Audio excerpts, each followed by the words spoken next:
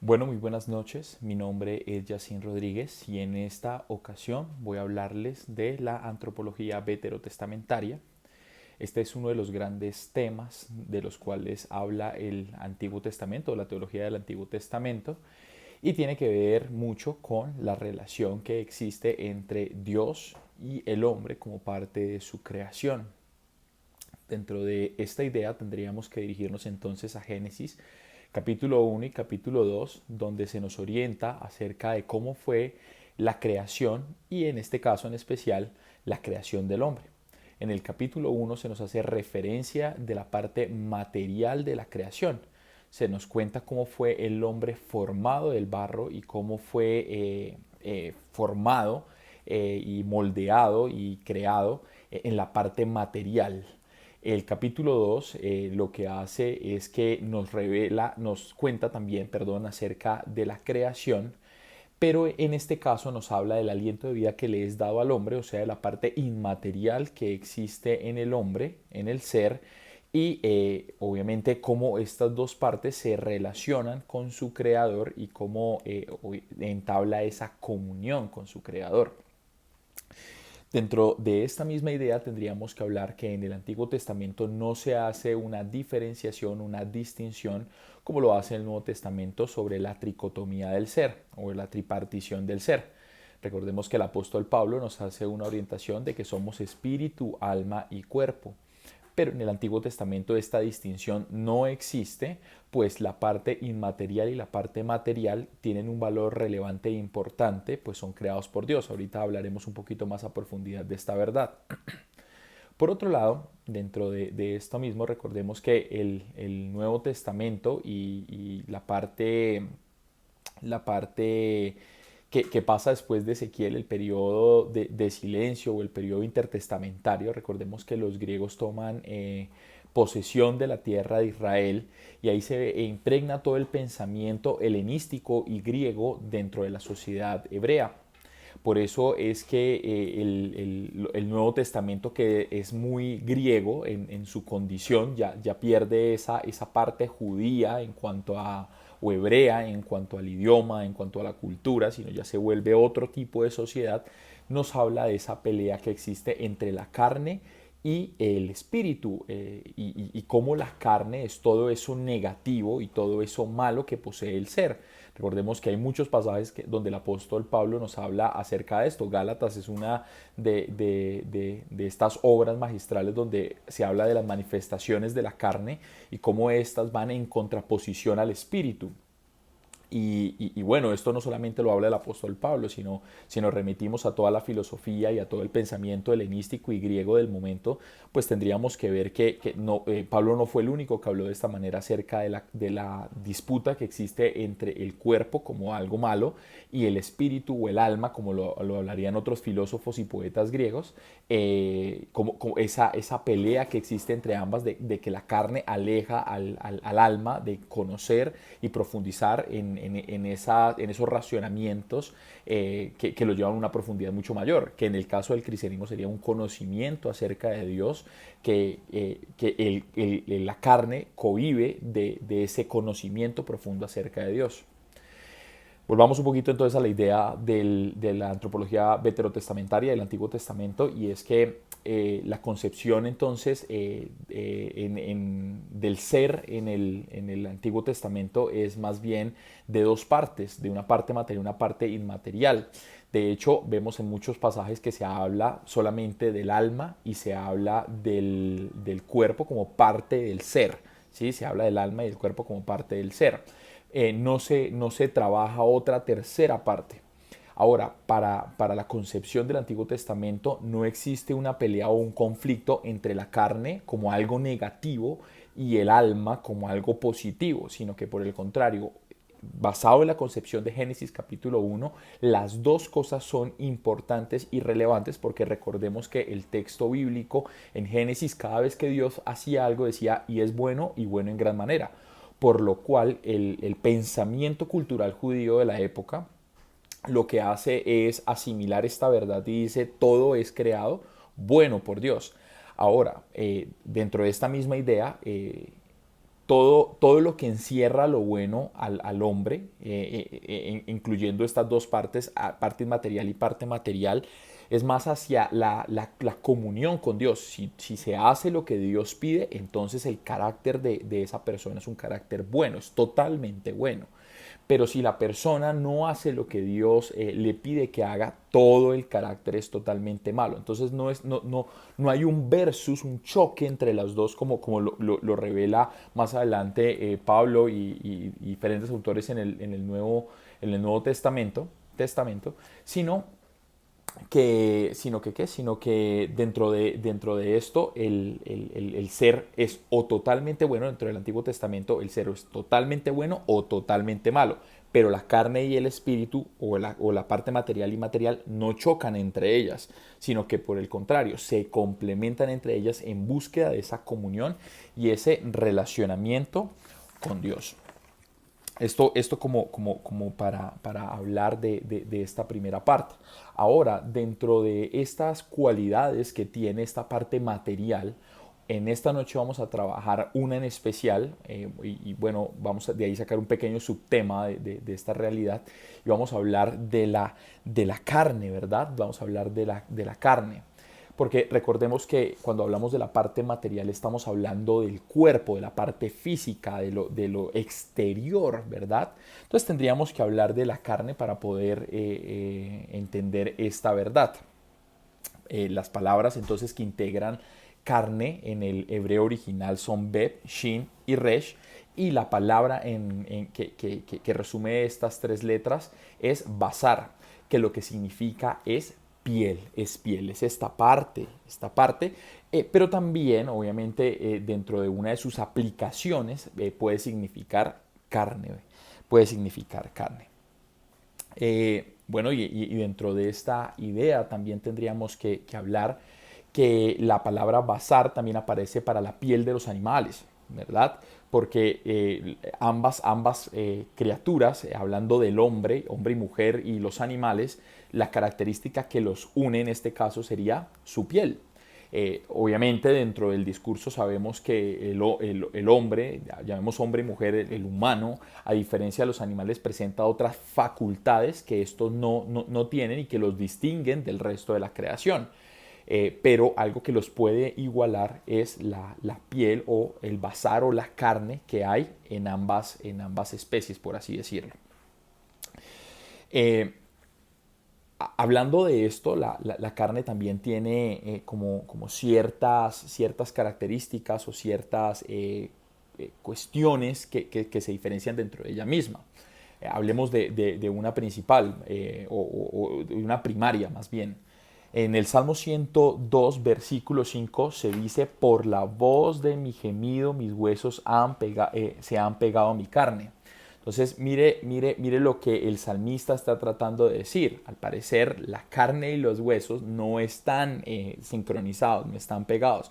Pero producto de su dolor y al parecer de la situación que está pasando, él puede sentir que está flaqueando físicamente, o sea, que se está adelgazando o se está, como coloquialmente de pronto podríamos decirlo, se está chupando y su piel se está pegando a sus huesos.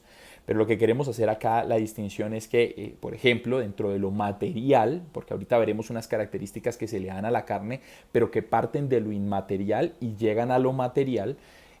Pero en este caso estamos hablando de que dentro de lo material, porque los huesos, aunque no los vemos, son materiales, están adentro de nosotros, o sea, se pueden tocar, se pueden palpar.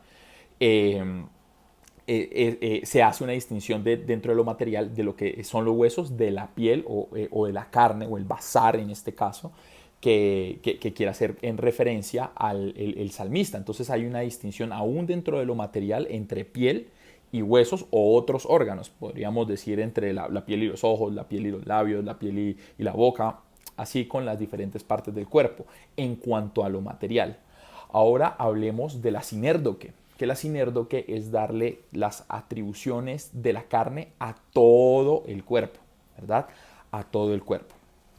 Y hay diferentes pasajes que nos hablan acerca de esto. Por ejemplo, tenemos el pasaje de Primera de Reyes 21, 27, y este dice lo siguiente: y sucedió que Acab cuando Acab oyó estas palabras, rasgó sus vestidos y puso cilicio sobre su carne, y ayunó y durmió en cilicio y anduvo humillado. Entonces, mire lo que nos relata este pasaje, lo que nos lleva a ver. Acab se reviste de dolor, porque el cilicio era una representación del dolor, y lo que dice es que cubre todo su carne y todo su cuerpo en señal de luto, en señal de dolor. O sea, que su basar está completamente lleno, su carne, su cuerpo está totalmente lleno de cilicio.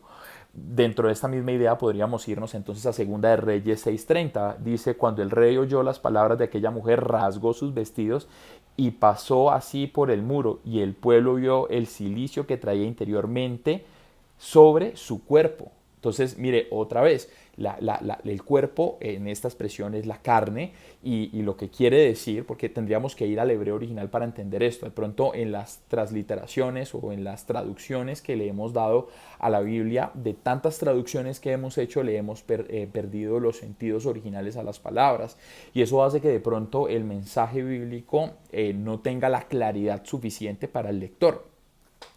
Pero cuando nos podemos remitir al lenguaje original, podemos ver que, como en representación de este pasaje que acabamos de leer de Segunda de Reyes 6:30, el rey vuelve otra vez y nos habla que se cubre de cilicio en señal de luto, de dolor. Está pasando algo internamente en él, y lo exterioriza en todo su ser, cubriéndose de cilicio.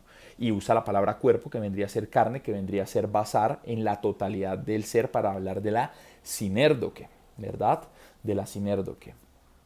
Planteemos otra idea entonces dentro de esto mismo, y es que también en la carne se le dan atribuciones psíquicas, ¿verdad? Se le dan atribuciones psíquicas.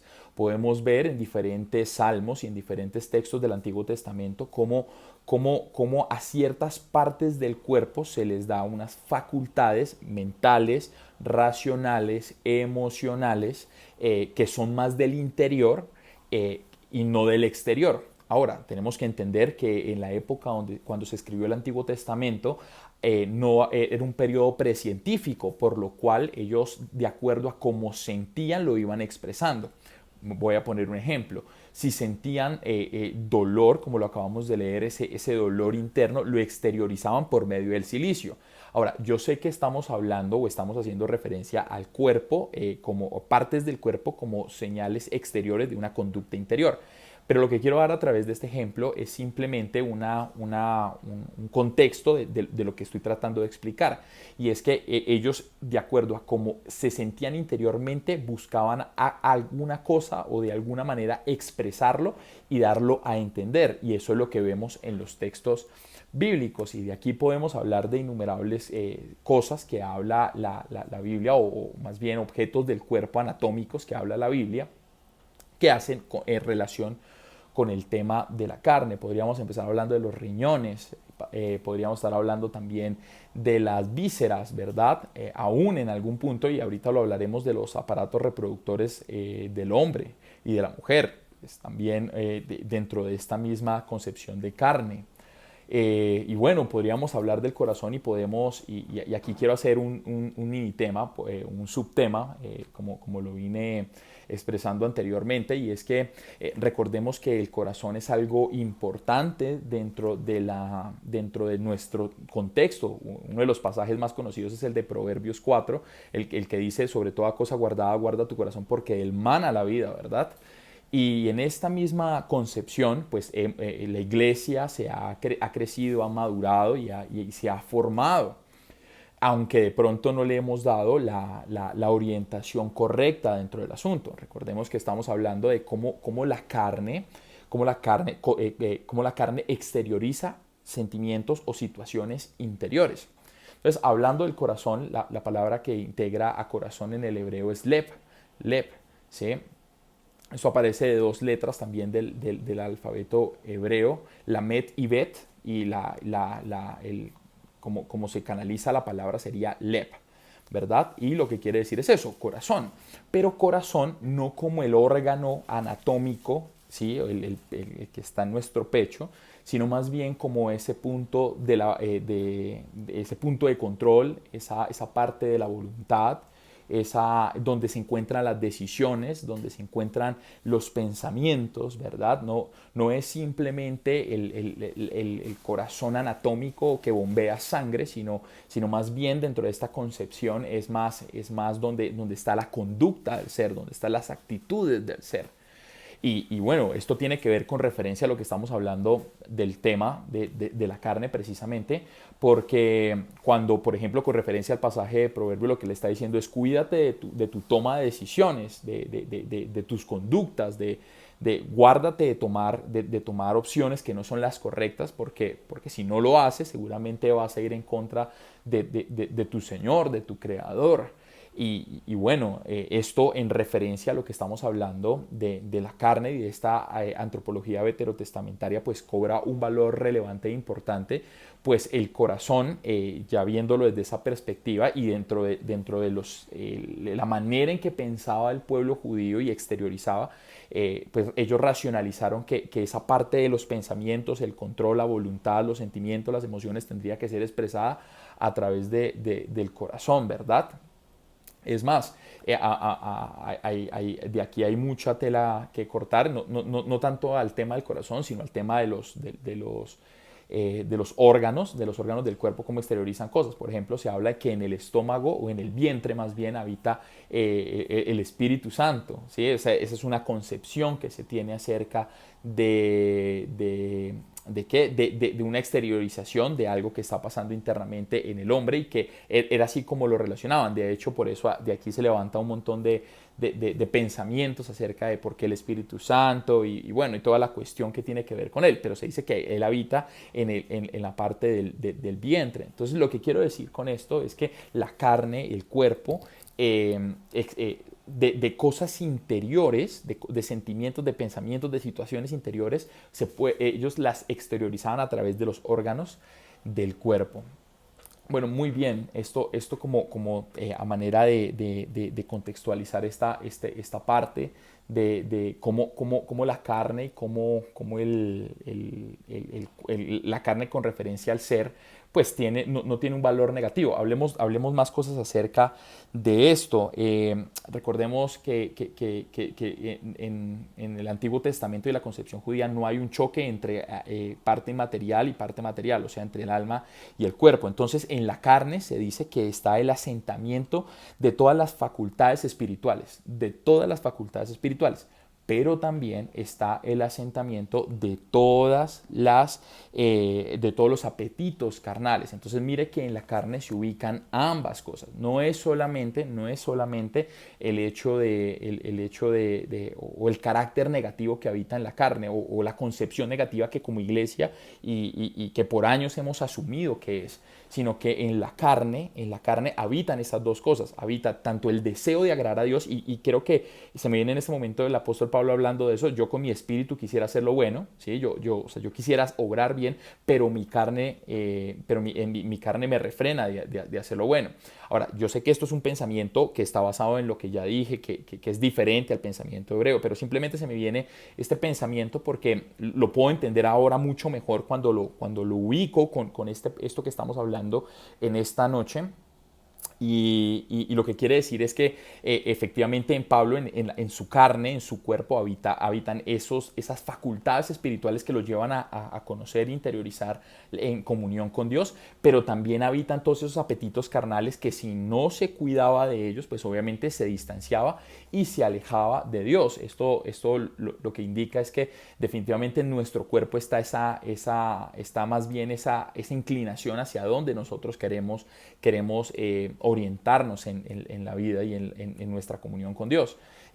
Darle más riendas a nuestra comunión con Dios, pues traerá muchos más beneficios en cuanto a eso, sin decir que la carne es mala, conforme a lo que estamos revisando en la noche de hoy. Bueno, otra cosa que me parece importante, otra cuestión que me parece importante es que dentro de esta misma idea de las facultades espirituales, por ejemplo, podríamos ver que aquí aparece el temor a Dios. Y bueno, para eso nos tendríamos que remitir al Salmo ¿Al Salmo qué? Al Salmo 84:2, donde dice, anhela mi alma y aún ardiente desea los atrios de Jehová, mi corazón y mi carne cantan al Dios vivo.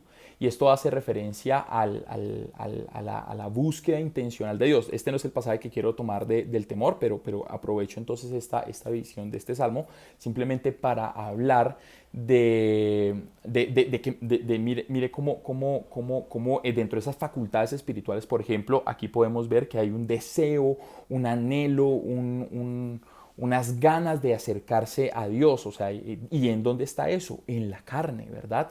Deseo, mi alma quiere ardientemente los atrios del Señor y mi corazón y mi carne cantan al Dios vivo. Mire cómo dentro de esta idea la carne tiene algo muy bueno que es ese deseo y esas ganas de acercarse a Dios, ¿verdad?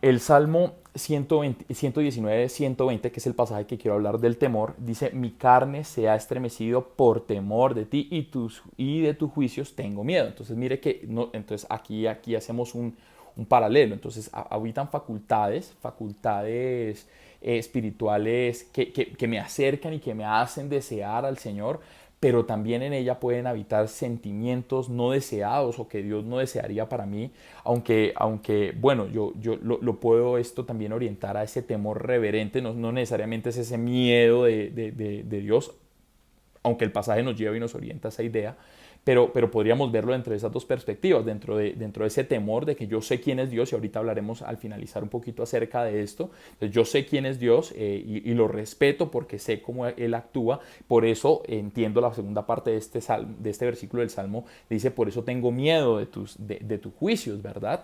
Entonces mire que en la carne también habita dentro de esas facultades espirituales ese temor, esa reverencia hacia lo que es Dios y hacia lo que integra todo lo que tiene que ver con esa comunión con Dios. Bueno, hablemos de otra cuestión entonces, para ya ir empezando a ir concluyendo y cerrando este video.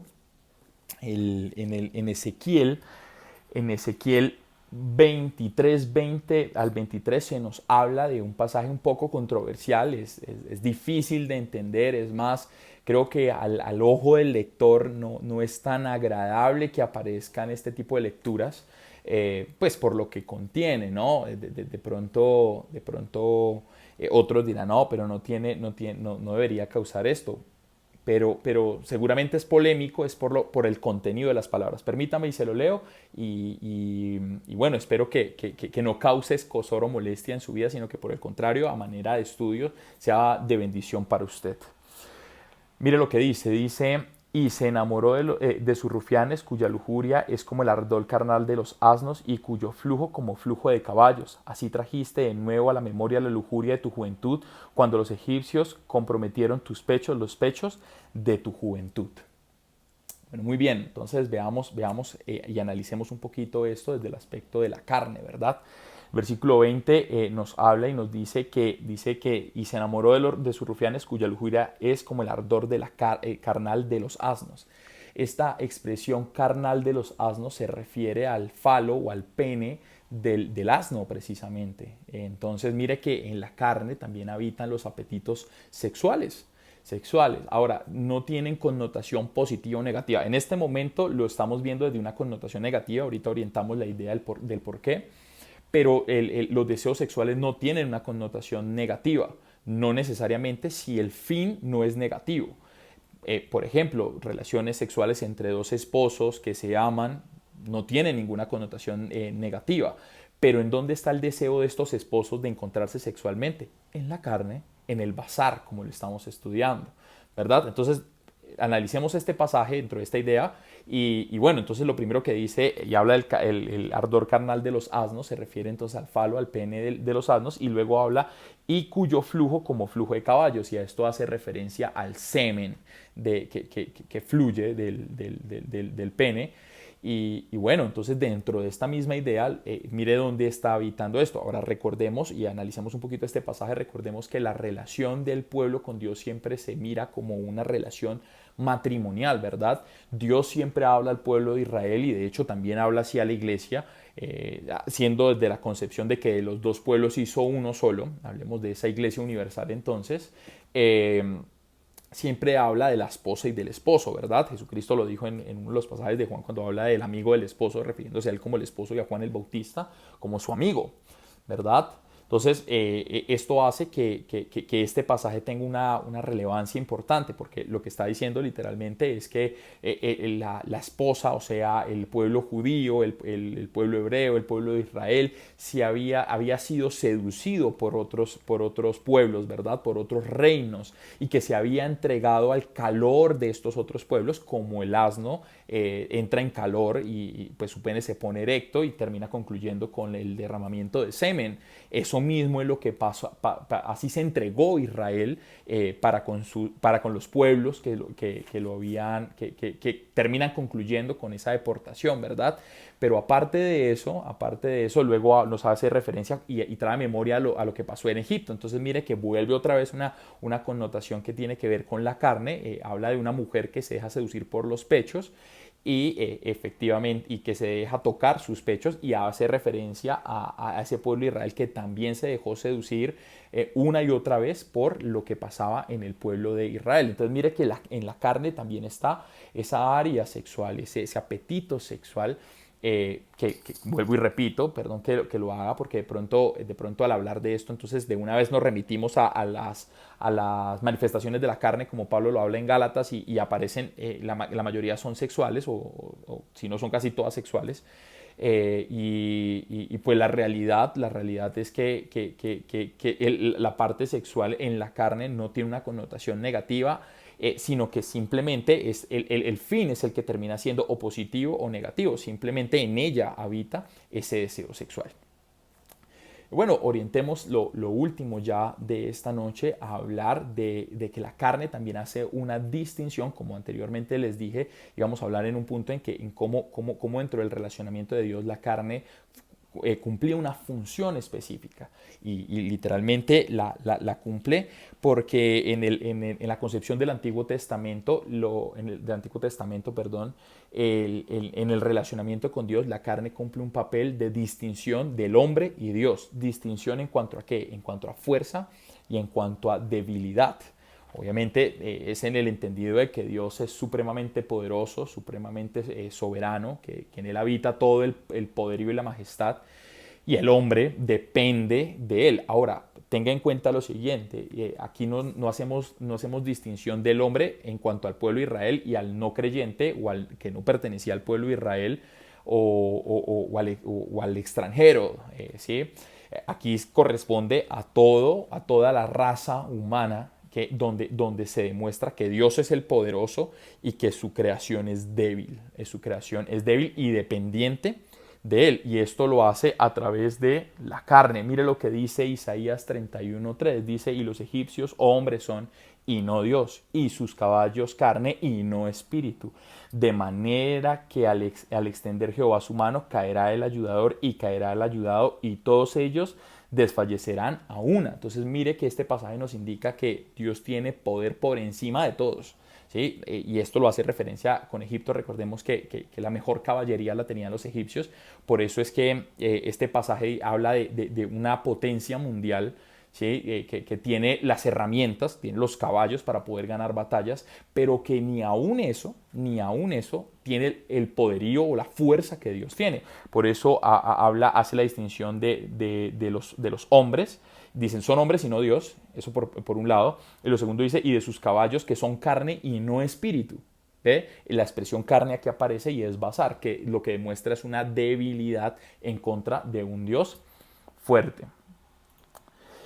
Y remitámonos ahora a Isaías 46, donde dice: voz que decía, da voces, y yo respondí, ¿qué tengo que decir a voces? Que toda carne es hierba y toda su gloria como flor del campo.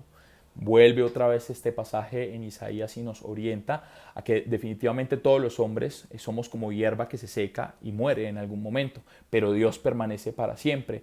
Así que definitivamente en el aspecto de la carne, en el aspecto de nuestra vida, esto también nos demuestra que nosotros no somos ilimitados, sino somos limitados y dependientes. Por eso nuestra carne se seca como la hierba, ¿verdad?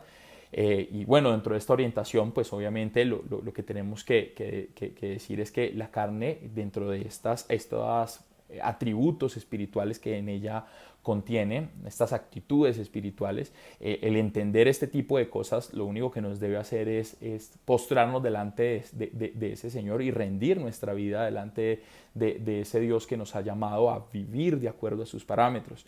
Recuerde, la carne en el Antiguo Testamento no tiene una connotación negativa.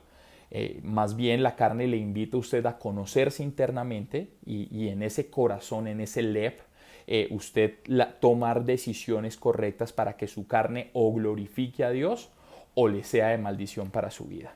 Tenga en cuenta esto porque el Señor le invita a usted a que obviamente usted viva bajo sus parámetros, bajo sus mandamientos, bajo lo que Él tiene preparado de antemano para usted.